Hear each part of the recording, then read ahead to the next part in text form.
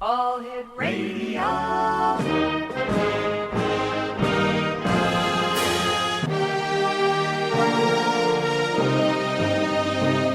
Welcome to the X Zone, a place where fact is fiction and fiction is reality. Now, here's your host, Rob McConnell.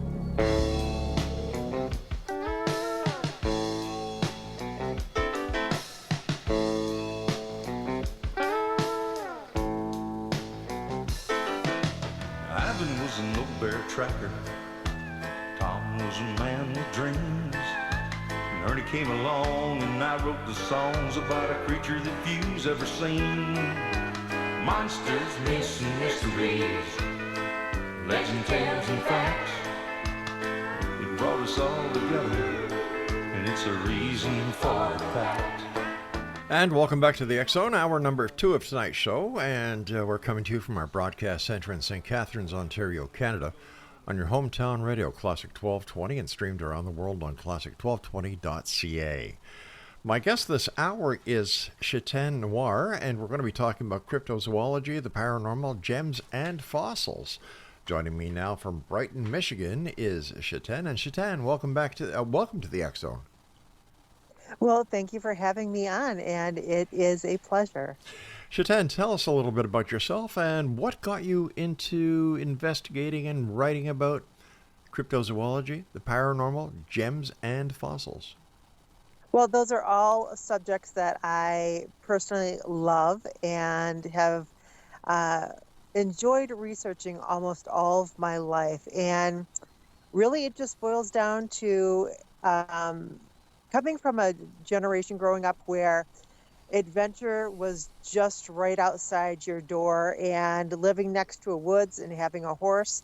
Boy, I could make my own adventures. But for cryptozoology, it started when I went camping with my family between the ages of 9 and 10, like many Midwestern families. Mm-hmm. Our summer vacations were camping. So one particular summer, my family chose a campground, and I believe its name was Crystal Lake. It was here in Michigan, and it was famous for having a crystal clear lake, but that wasn't what was the scary monster part of it. The scary monster part of it was two-part. One, it was either an alligator or crocodile that they had in a large dog kennel next to the gift shop.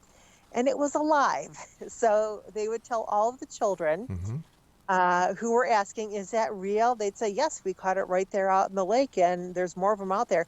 So that particular summer, I was not going swimming. I was not going fishing. Don't you dare get me near that lake, because those creatures are in there. Yeah. But if that wasn't traumatic enough for me as a young child, one of the weekends that we were camping there, they decided to show for family movie night the Patterson-Gimlin film and The Legend of Boggy Creek. Now, young me had always thought there was only one Bigfoot, and it lived somewhere on the west coast of the United States.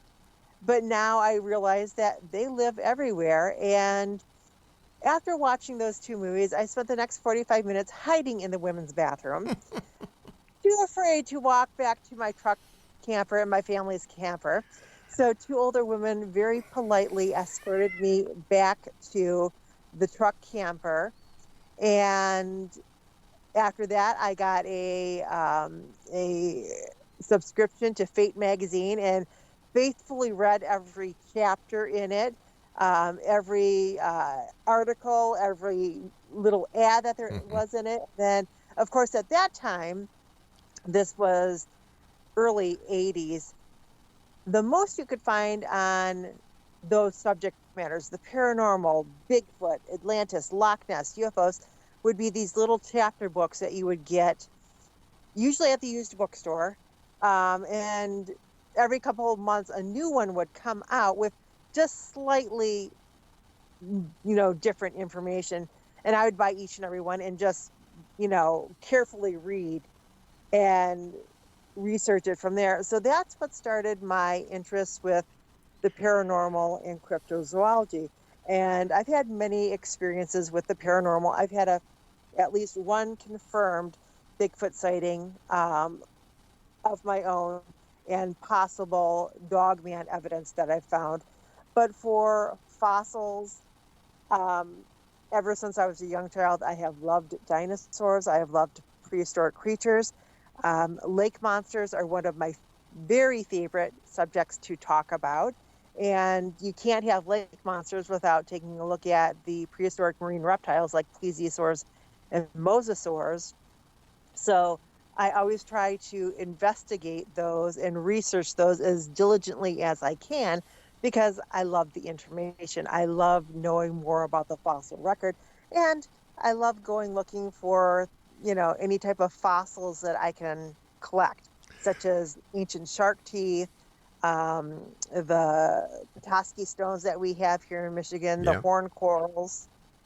So that all fuels, my great interest. And then who doesn't like gemstones and stuff of that nature? So every time I get to go to a rock show or gem and mineral show, I try to make it, because you never know what interesting things you're going to find.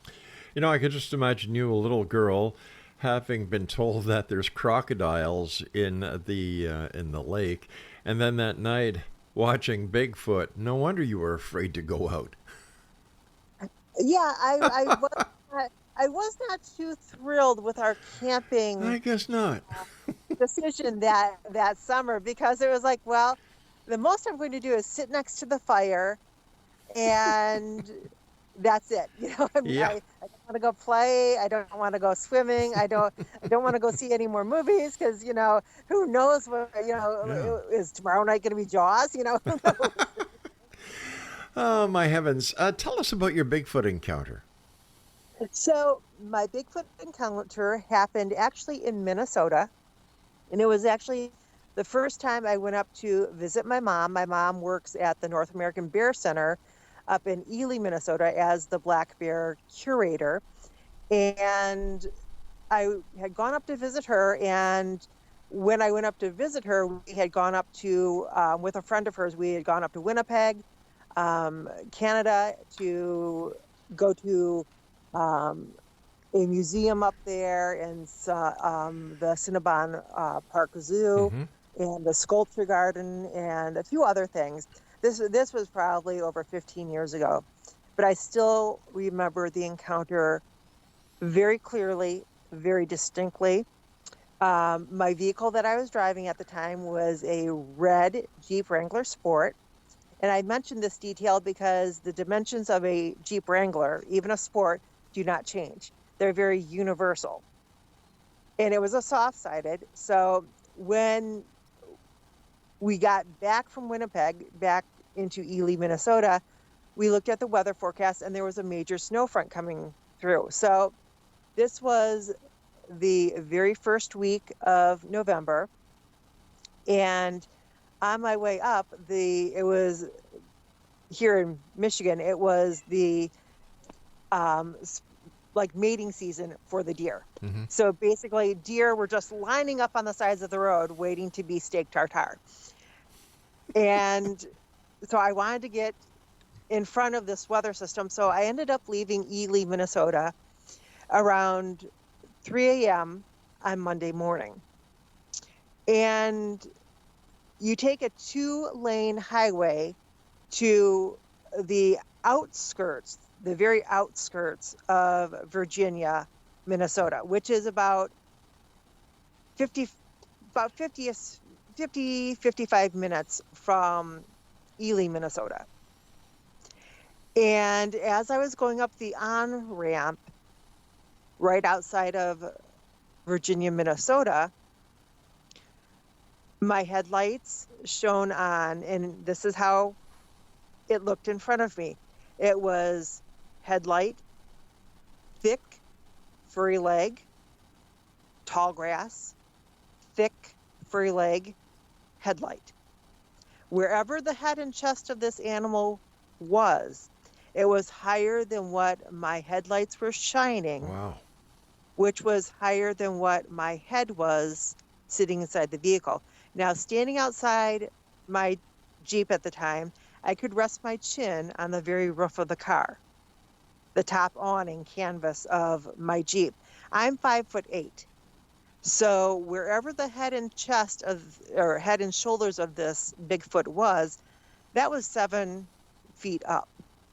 And the fur was very distinct, very thick fur, but a very like tuft fur, like a animal that's been outside all year long. The color was a very dark black, but with a reddish tinge. Like, the best way I could describe it is like a Newfoundland dog that's been outside all year long, black but sunburnt black, which gives off a reddish cast when sunlight or bright light is shown on it. And Wow. I got a very good look at the legs. These were not the legs of a bear. These were not the legs of a moose. These were thicker than either one of those animals.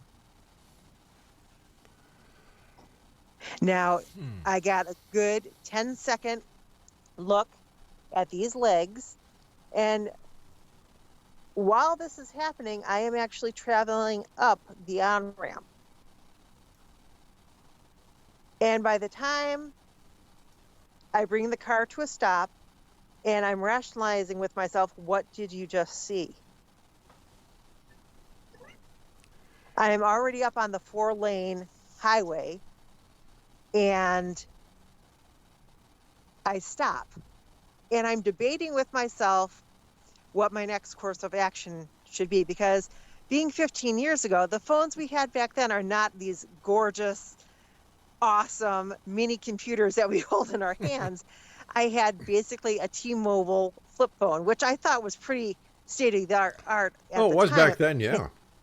I could take pictures with it. The pictures were pretty good quality, better than my digital camera could give me, but still not as good as we have now. So I'm sitting there thinking, do I cross the median, go down the off-ramp, come back around, and try to get pictures of it? And part of me is like, yeah, we should do that. That sounds like a great idea.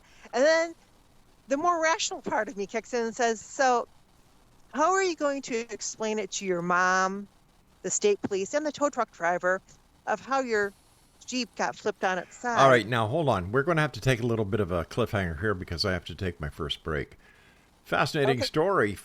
By the way, Exonation, if you'd like to find out more about SHETAN NOIR, my guest this hour, she has a Facebook page. Just go on Facebook and type in SHETAN NOIR. That's SHETAN NOIR.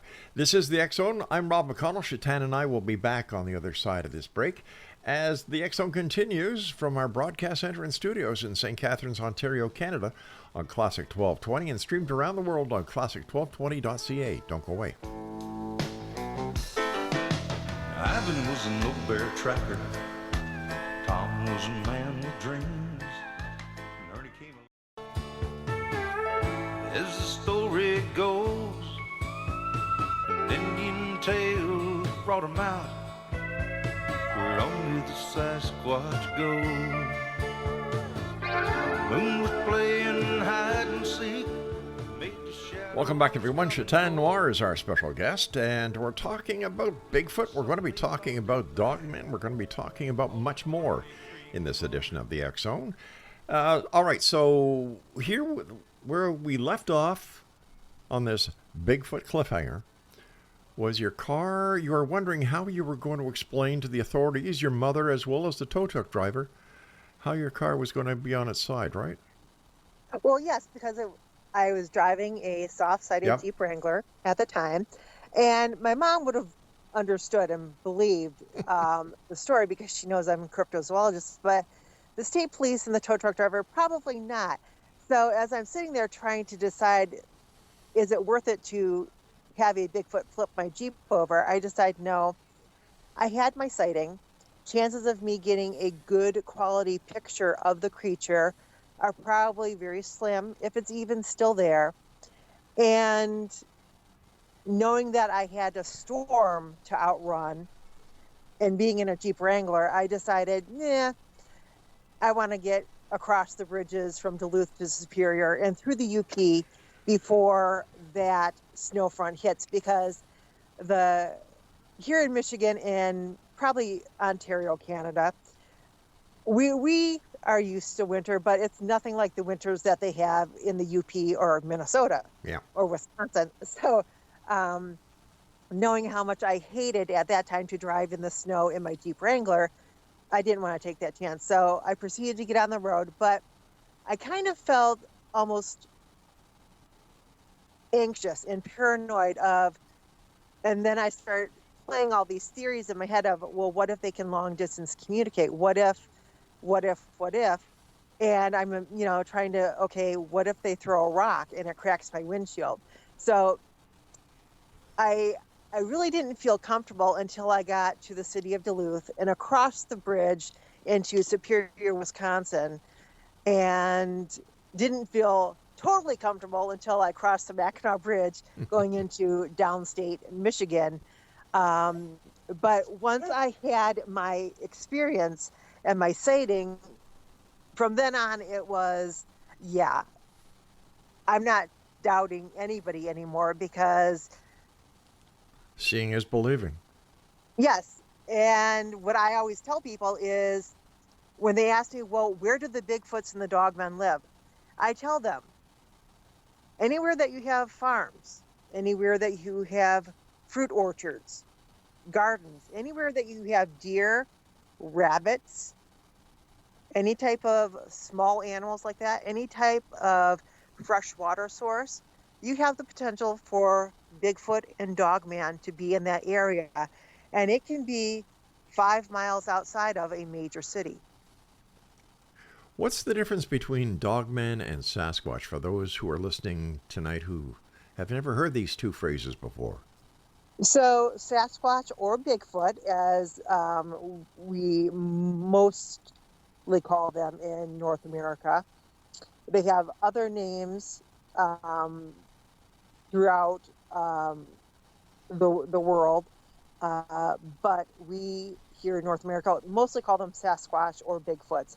So Bigfoot is a upright walking bipedal creature.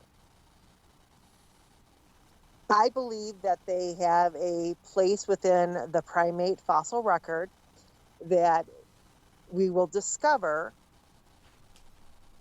at some point in our human history that they belong there. We have evidence of them, but they haven't found that one missing link, so to speak, in the fossil record. But the description, the comparison, and distract from what they look like. So your Bigfoot has a domed head, no visible ears, is built very humanish, but with a heavier upper body, very pronounced gluteal muscles, so they have a big butt, but also very wide shoulders. They have a furry covering all over their body, and their fur usually blends well with the surroundings that they are in. So most people report black or dark brown Bigfoots because they normally see them in wooded, forested areas. But it is not uncommon for people to report wheaten-colored Bigfoots. And those you usually see in cornfields, like the Ohio grassman, wheaten-colored, because in the grasses, in the wheat fields and cornfields, that's the color that he blends in with. The grays and the off-whites we usually see in more mountainous, rocky areas. So it's their own camouflage. Yes, very much so. Now, the Dogman, for people who are unfamiliar with this creature, there is a huge difference between the Dogman and the supernatural werewolf. Dogman is a upright walking bipedal creature 24/7. They don't transform from a four-legged dog into a humanoid dog that is a bipedal. They stay canine their whole existence. They might go down onto all fours, but that's a hunting strategy. They do not transform on the full moon. It's not a seventh son born on the seventh year during a seventh Sunday. They are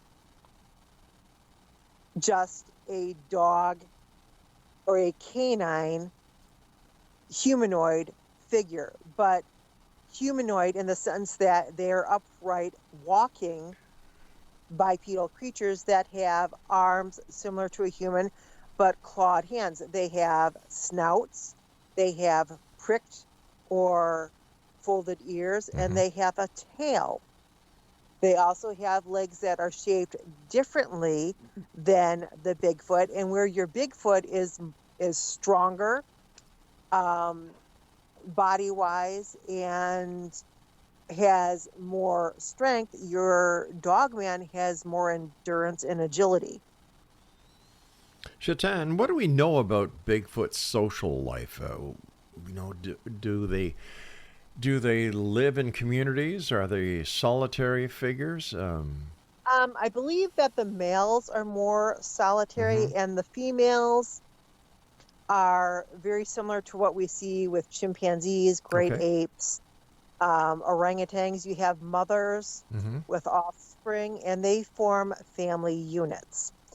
And the reason I say this is because it is well documented by both Bigfoot researchers and Dogman researchers that when a pack of dogmen move into a Bigfoot territory, the Bigfoots all up and leave.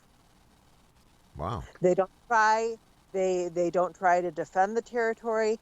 They just give up the territory and leave. Now, generally, we see this when you have moms with offspring, because a mother's whole job is to produce offspring, raise those offspring till those offspring can fend for themselves and carry on the next generation. Are there any statistics about the approximate Bigfoot population in the United States? It's so variable because we are constantly getting updated reports and sightings, but for every report and sighting that we get, only a percentage of them are real or from honest, legitimate sources and not being hoaxed. So the amount varies. But I would say for a male Bigfoot, I would say that it would be an easy estimate to say that each one of them had a 100-mile territory. Well, that's quite large. Yes, but when you consider that species like gray wolves can travel up to 40 miles per day. Why, in your opinion, hasn't there been that all-conclusive photograph of Bigfoot yet? Especially since everybody has a cell phone that has a very, very good digital camera. Well, there's several reasons. Okay. And bear with me. I will. Now, I do a lot of photography. I work with my dogs constantly on photography. And to take a good, clear picture, you have to be very practiced and very patient with your camera work. And that's with species like a dog that you say, sit, stay, hold your pose. It's another thing when you're documenting and doing photography with wild animals, because they're not going to sit and stay. You might put out a food object that might draw their attention, but you're still going to be getting movements, because animals in the wild are always on the alert for predators. Even the predators are on alert for enemies or bigger predator threats. So they're always constantly checking their surroundings. Now, it's one thing when you're walking down the trail and, I see a fox. Or, Right. ooh, I see a bear. So I'm going to be quiet. I'm going to slowly pull out my cell phone and take a couple of pictures. Now, depending on how calm you are in that situation, you might be able to get off a series of pictures. Now, let's say you're walking down a trail and a Bigfoot just happens to walk out on the trail when you are. You see it, it sees you, it knows you are a human being and you are a potential threat. Now, that Bigfoot is not going to stay on the trail long enough for you to pull out your cell phone and take a picture of it. And even if you do, chances are you're going to be so either nervous or the adrenaline's going to be pumping that even when you try very hard, you're still not going to be able to hold your camera, your cell phone, still enough to get a good picture. So then your options are, well, I'll venture forward to the spot where, if you are that brave or courageous to continue forward to the spot on the trail where it crosses, has crossed your path, and try to see if you can take a picture of any footprints. But most of the time, most people will turn around and leave because, one, they did not believe that creature ever existed, and now they've had a in-person encounter with it, and they're scared. They're going to go back to Seeing is civilization. believing. And we'll be back on the other side of this break as the X Zone continues from our broadcast center and studios in St. Catharines, Ontario, Canada. And you're listening to us on your hometown radio, Classic 1220.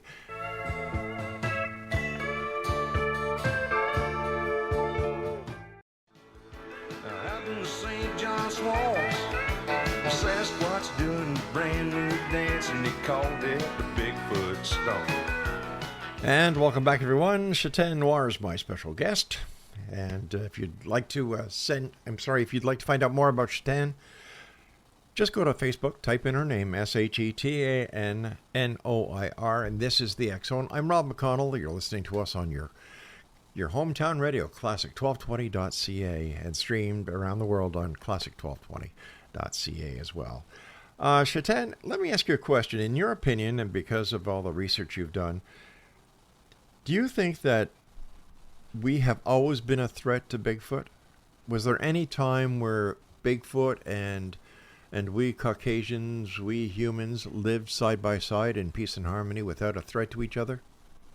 I do not believe so. And I say that because the Native Americans have a greater respect for the Sasquatch or Bigfoot than we do. They had a knowledge of them before the European Americans who were coming into the country ever did, and did try to warn, as they have always tried to warn, of the different creatures, the different spirits, the different Manitou that existed in the world as they knew it. And of course, the European Americans, thinking they were better educated and more intelligent, dismissed these until they started having encounters with what they called the big hairy men or the big wild men. And back in those days, the humans were not that well protected. They had single shot revolvers, shotguns, the gunpowdered shotguns, and bows and arrows. None of those are really going to deter a Bigfoot or a Dogman. Nowadays, people have much more powerful firearms that they take out into, the wild with them, so to speak, the woods. And so I think now the Bigfoots, they see the human population differently than they did 100 years ago, 200 years ago, because now humans are driving around in these vehicles, cars, trucks, RVs, that are protective, you know, layers around us, but they've also seen the destruction that we can do to the landscape with bulldozers Right. and the backhoes and rock trucks and things of those natures. So I do not think that the Bigfoots have a lot of trust in human beings. There might be special occasions where a family that's maybe lived generation, you know, in a same location might establish a working relationship with a Sasquatch, but still that relationship is just, I want to say it's a very flimsy communication, because at any time the Bigfoot might misunderstand what the family is doing and perceive that as a threat. And then all of that goodwill, all of that, hey, we have a Bigfoot as our, you know, friend, Right. goes out the window. And, you know, the same is true is if the family decides that they no longer want that connection or that communication with the Bigfoots take it very drastically in the wrong direction.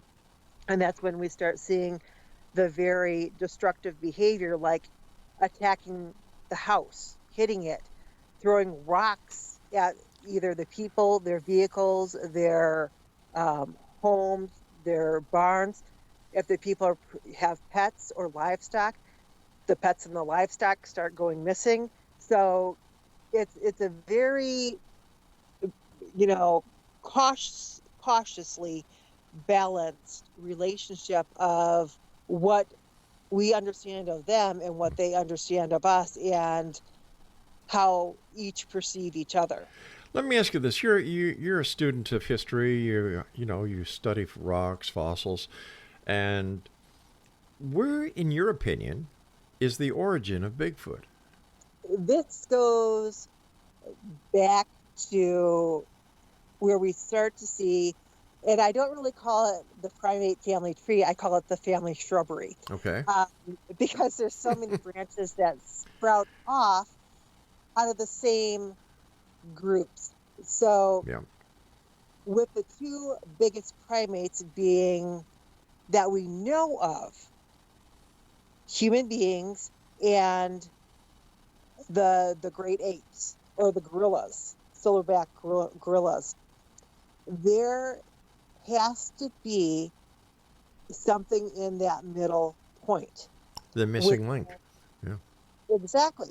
Where we have the Cro-Magnon man, we have Gigantolopithecus, who start going in the direction of modern humans.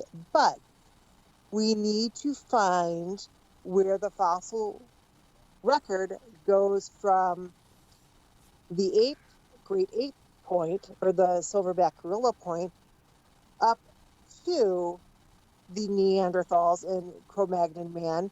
And within that area right there is where we're going to find the fossil relative that becomes eventually Bigfoot, Sasquatch. And when we find that, then we will have more answers. Why is it that to this very day, here we are, February 2024, nobody has found the remains of a Bigfoot who's passed? Well, this is a 2-point answer. Okay. One, I believe as a community that the Bigfoots do very similar to what human beings do, to what elephants do, to what many intelligent species do, and that is honoring their dead by disposing of the corpse. Either burying it under rocks or debris, so that it's protected and isn't left out in the elements. But there's also the natural part of that, and that is after a body decomposes, or while it's decomposing, you have, if it's not buried, you have every creature in the forest Yeah. coming to take advantage of that resource. Birds, mammals, reptiles, anything that's a carnivore or an omnivore is going to come and eat from that carcass. Yeah, I agree. I agree with you, Shetan. But what about? There's something there that I don't understand, because hunters go out into the woods and they find the bones, the skeletons of deer, the bones, skeletons of bears, skeletons of moose, and other animals of the forest, and yet never a Bigfoot. And so we also have animal in the forest going and taking those bones to chew on them, because bones have minerals in them, Mhm. like calcium. Right. Calcium is a very highly sought after commodity in the natural world, because every female animal that's producing young needs calcium for milk Right. and develop bones. So you have skeletons that become disarticulated and scattered about. So because physically a bipedal primate, humans or Sasquatch, might look very similar, when we do find disarticulated skeletons, and I'm sure this has happened without even forensic scientists realizing it at that time, there is the possibility that Bigfoot or Sasquatch skeletal remains have been found Right. and misidentified as a large human being. And because no one has reported that individual missing, it is a unknown. It's a John But Doe, Jane Doe. But as a former police investigator, if a body is found or bones are found, and an area is classified as a crime scene, forensic then take those bones, the skeleton, bring it to a lab where forensic testing is undertaken, including DNA. Is it possible that the DNA of Bigfoot would be the same as a human, so that the identification could not be cross-matched and made? So there is only 1% difference genetically between chimpanzees and human beings. Okay. 1%. But a forensic lab would be able to tell the difference between a chimpanzee bone to a human bone. But so Bigfoot, Sasquatch are primates. Human beings are primates. So we're going to see a very similar DNA code. I don't think so. I don't think when it comes to the actual DNA processing that it would be so similar that an accident could be happening or a misreading, because the species are different. Even that 1% would show a different classification on the DNA scale.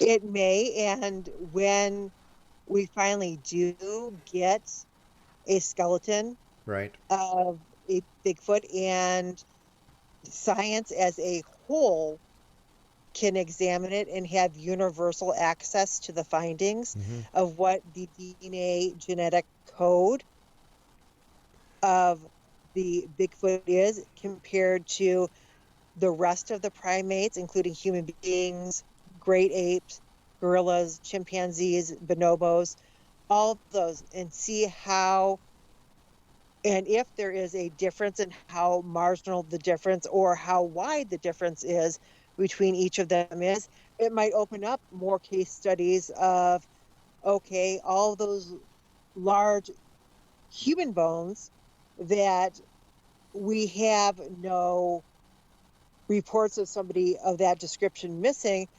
Yeah, well, as soon as somebody remains are found and their the DNA match is established, and there's no report of anybody missing that matches that DNA profile is automatically put into the the NCIC computers as well as the CPIC computers up here in Canada.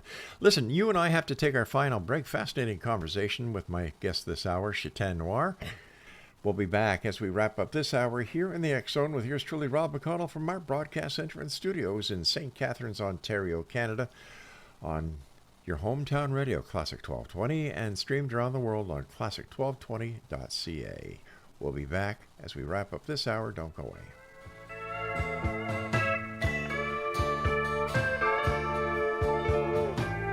That was dark in the mountain that worship him. And welcome back, everyone. This is the X Zone. By the way, all the tracks I've been playing this segment are by Philip Malborough, who's also known as Ramblin' Jack. So, Ramblin' Jack, thank you very much for allowing us to use your great music here on the show. My guest this hour is SHETAN NOIR. And if you'd like to get some more information about SHETAN, visit her her Facebook page. Yeah, it's that time of night. Mouth wants to go one way, brain wants to go the other. SHETAN NOIR on Facebook. Just Google it or type it into the search engine on Facebook.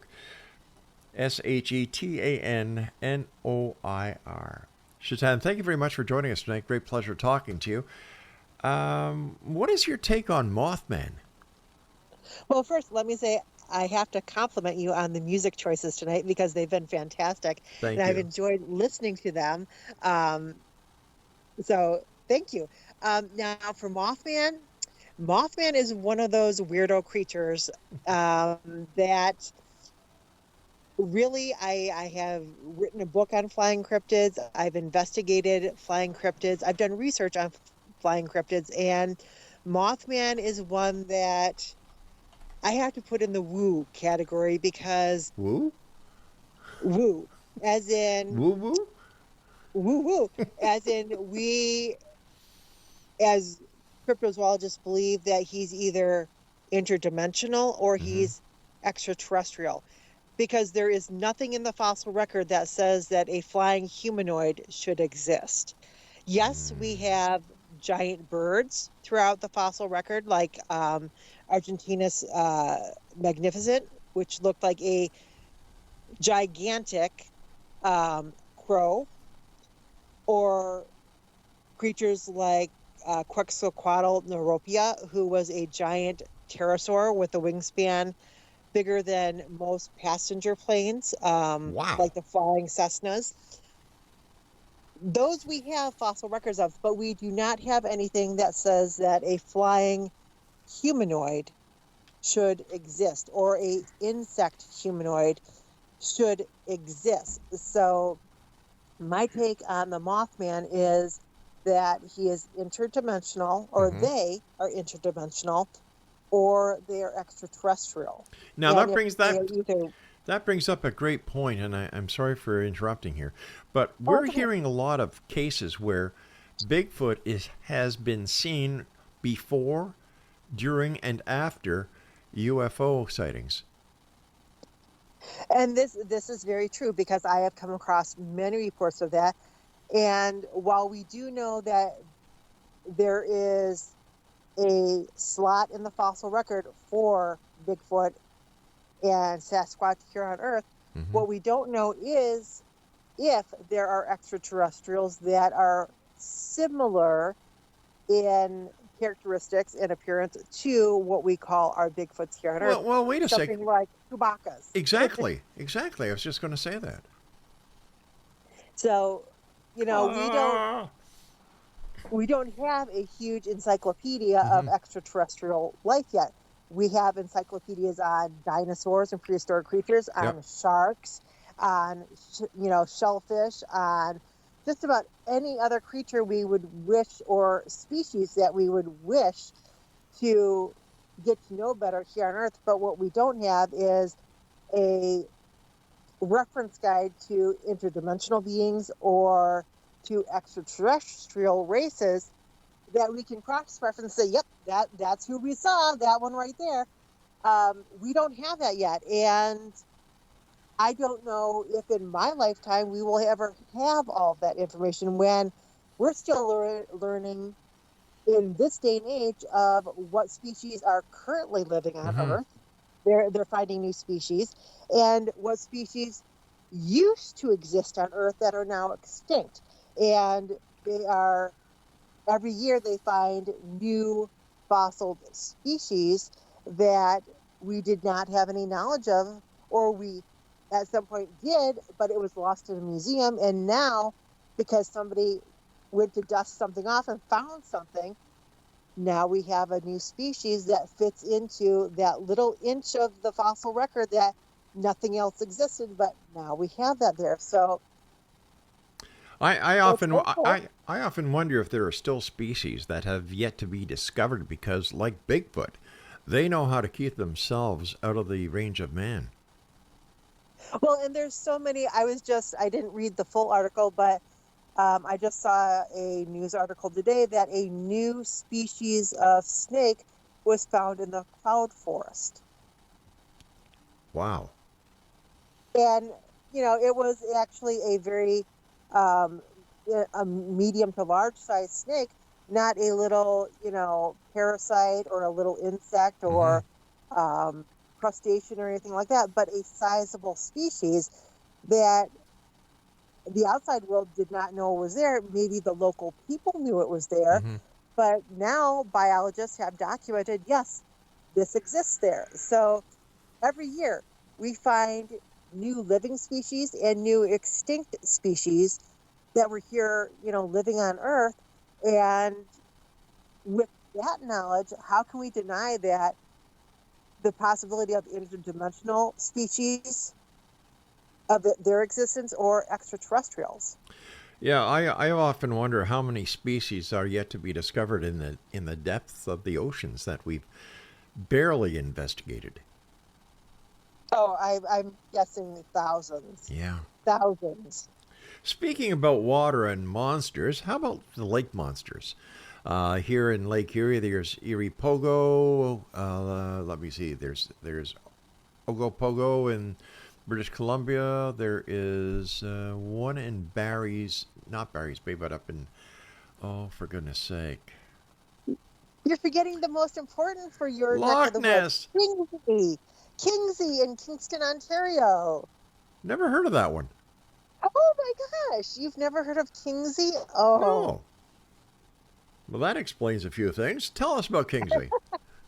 So Kingsey there was numerous sightings around Kingston, Ontario in the 17 and 1800s. So numerous that 3 local ship captains decided that they would come up with a scheme to catch Kingsey. Now, the reports of his appearance were always just one element, like they saw the head or they saw the hump of the back, so they didn't really know how to plan out their traps very well. But one of them got a large dog kennel, put it on the deck of his ship. Another one got a crane to wince the creature out of the water with. And the third captain decided, well, they had to have a way of taming Kingsey. So he went to all the local farmers, all the local breweries, and he got all the hops and mash that he could find, and then he dumped barrels of it in the bay. Oh, that explains why everybody was drunk that time then. Pretty much, but they really angered the local fishermen, because when they did that, they killed off all the fish. Yeah.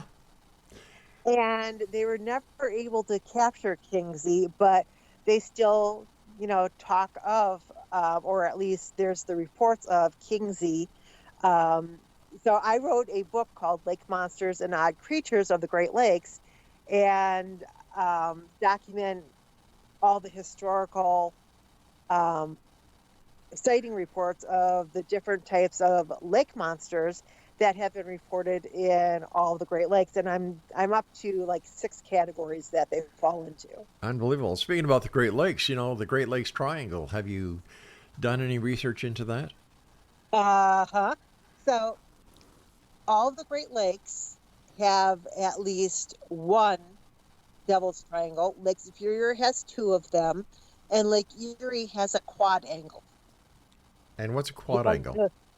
So the quad angle is because Lake Erie is a narrow and long body of water. It actually, the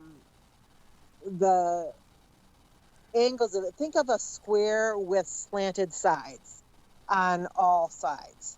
So it's a quad angle. And of course, Lake Erie is also the shallowest lake of the Great Lakes. Yes. And So you know, there's- something that a lot of people may not know is that the Great Lakes are so large that it has its own weather system. Yes. Yeah. Particularly Lake Superior. But Yep. going back to Lake Erie, so one of the case points that I like to reference in reference to lake monsters and how we never find them Mm-hmm. is the fact that in modern times, we're talking in the 1900s, a all-metal ship called the Bessemer Marquette #2 sank in Lake Erie. Now, she was 2 stories high and about the length of a football field. She has never been found to this day. That's a big ship to be lost in a lake like Lake Erie and not be found. That is truly a mystery. Right. So if an object of that size Mm-hmm. can go missing in one of the Great Lakes, then a free-moving animal Yeah. or animals can be almost anywhere in the lakes. Another lake monster that's rather famous that is in both Canada and the United States is Champ, the lake monster of Lake Champlain. Yes, I actually did an expedition to Lake Champlain. I believe it was the summer of 2021, because we were all shut down for 2020. So we were rearing to get out the gates in 2021. So I actually went on an expedition to Lake Champlain with, at that time, one of the Lake Champlain experts, Scott Martis. Unfortunately, Scott passed away several weeks afterwards due to a health issue that, Oh no.